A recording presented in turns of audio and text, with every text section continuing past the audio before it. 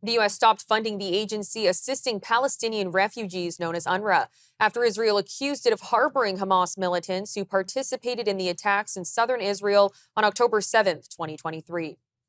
U.S. Secretary of State Marco Rubio has told Panama's president that the country must reduce Chinese influence over the Panama Canal area or face potential retaliation from the Trump administration.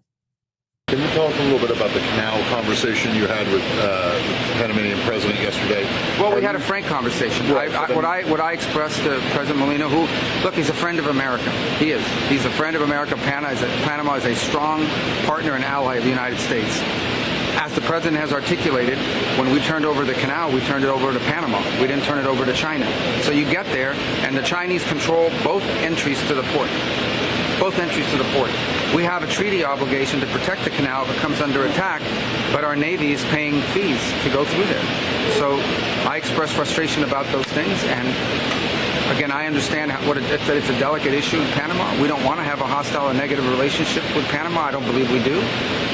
But we had a frank and respectful conversation, and I hope it'll yield fruits and results in the days to come. On his first foreign trip as America's top diplomat, Mr. Rubio held talks with Panama's President Jose Raul Mulino in Panama City on Sunday. The president has resisted pressure from the new U.S. government over Panama's management of the waterway that is vital to global trade. Andrew Donaldson from OrdinaryTimes.com joined us for more on the canal. Okay, so there's a lot of backstory here, and you got to piece through the nomenclature of who's using what language and terminology for what.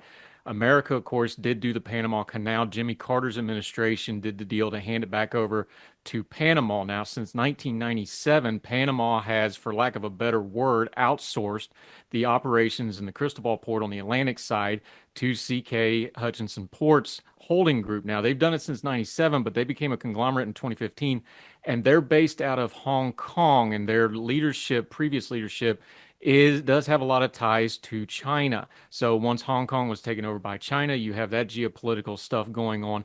So when somebody like President Trump or Secretary Rubio starts talking about China is controlling the Panama Canal, that's what they're referring to. Is it completely true? Partially. There is a worry that that's what's going on. Rates are going up, but shipping rates are going up worldwide also. And there's the little bit of the thing about the Carter administration giving it back in the first place, should they have done that. Now, there is a treaty in place for this. It's a negotiated treaty. There is language in there about America always has to have access to it. It does not say that we have to have control over it. And this is the kind of nitty-gritty details that Secretary Rubio, on behalf of the Trump administration, is highlighting and using as a leverage play, like we've seen with tariffs and like we've seen with a lot of other things. Usually when Trump says something really outlandish, like we're going to take back the Panama Canal, or we're going to make Canada a state, or whatever the case may be, it's a negotiating tactic to go to something that they want to try to get from those people. So what are we trying to get from Panama here? Is the China thing legit? There is truth to that. Is that a negotiating point that they're going to try to get a concession out of?